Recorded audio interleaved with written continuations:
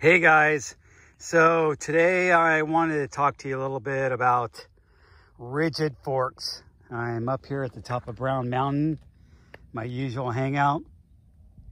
Brought my single speed up today, which, I ride this mostly.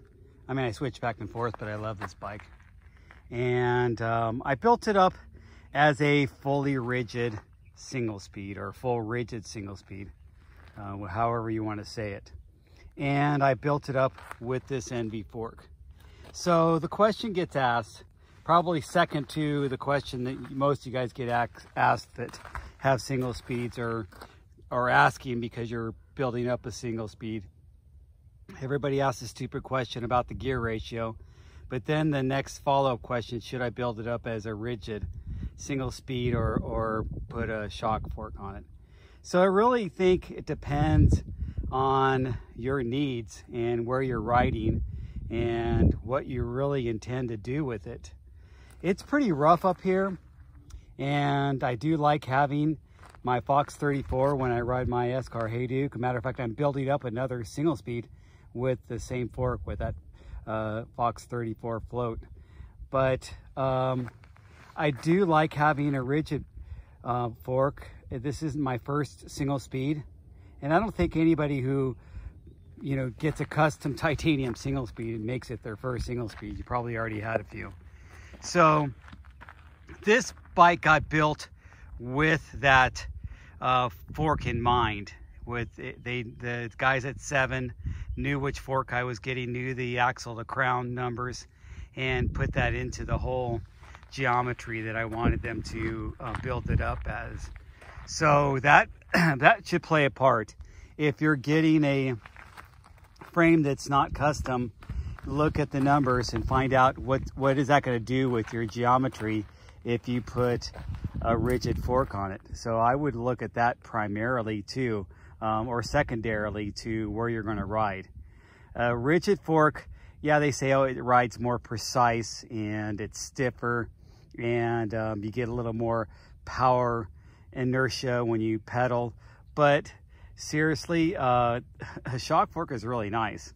And I don't know, if I wasn't already used to riding rigid bikes and had another rigid single speed before this, I might have gone with a shock fork when I first built this up. But I was already used to it. I knew what I was getting into, and I have another bike in my stable that when I want have a nice suspension fork up front, I can ride that other bike.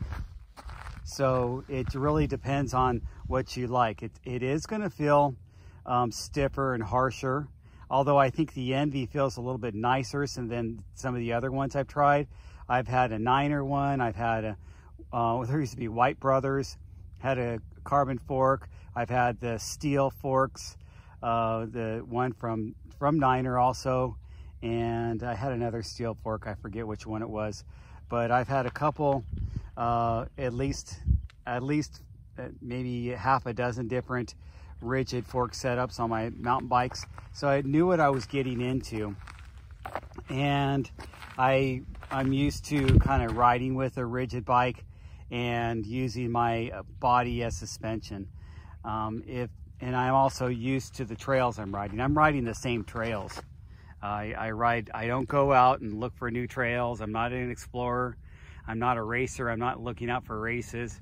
I pretty much ride here in my backyard, ride all these mountains, the trails that I know. And there's some sections that, yeah, I'm underbiked. The rigid fork is not the right fork for that trail.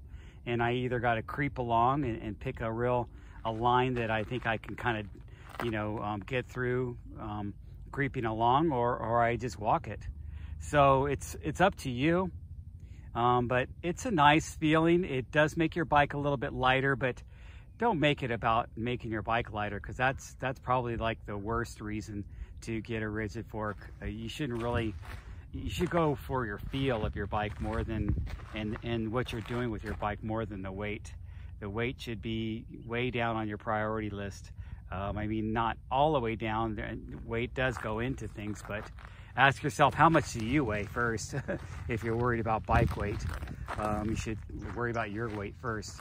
So there you go. I think I would recommend getting a rigid fork, especially if you are going to ride smoother trails and you have another bike in your quiver that's going to make up for when you want to have a fork that's a little more aggressive and can handle going over chunk. And you want to try out single speed with a rigid fork. You like that extra inertia and that power you feel when you pedal it. It just shoots forward. If you really are into that and you'd like to have like a big BMX type bike, get a rigid fork. But if those things don't all add up for you, and especially if that fork's going to really throw off your geo and it might drop your front end too much, most of them are suspension corrected, but you really have to pay attention. Look at the numbers of your axle to crown on your suspension fork, that when it has the geo numbers in the catalog or online, when you see the geo numbers and the fork it has, look at that axle to crown and see how much different it is, because that's going to alter it.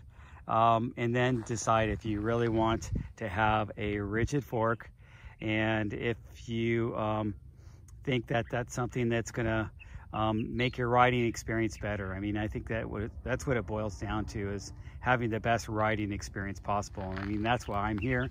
It's not only my exercise, but I'm not a racer. It's just about my riding experience. And anyway, you guys get out there and ride your bikes, and thanks for watching.